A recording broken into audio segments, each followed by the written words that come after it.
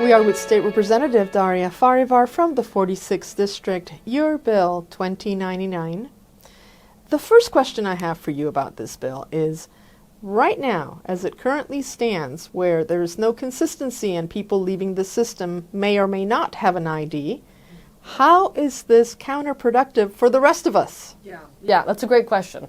I would first say that it is in everybody's best interest for everyone to have identification on them at all times. Especially in this situation, we want to make sure that law enforcement and emergency response know who it is they're coming into contact when they come into contact with them. It's in everybody's best interest. It's for the interest of the public. It's for safety and well-being.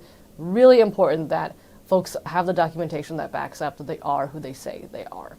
Different state agencies are doing this to varying levels of success. Some folks are leaving with an ID or a driver's license, and some folks aren't. And I think there's a number of reasons for that.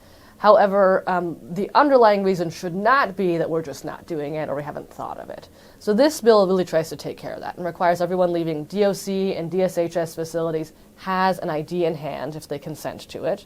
And the other thing that it does is it really creates the opportunity for folks who are in crisis, maybe experiencing a mental health or substance use or a behavioral health crisis, and might later lose their paperwork, have the opportunity to go back to DOC and DSHS and get help in proving that they are who they say they are, because again, it is in everybody's best interest to have that identification. When it comes to recidivism, is it not easier for people to fall again into past patterns if they cannot succeed? Absolutely. Think about it this way. It is not possible to function in society successfully without an ID. You have to have an ID to find a job, to get housing, to enroll in any sort of services. You need an ID for those three core functions.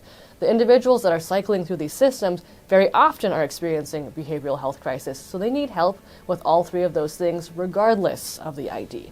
This one small thing should not be a barrier in the way of making sure folks re-enter our communities successfully and are able to stabilize and live happy, healthy, whole lives.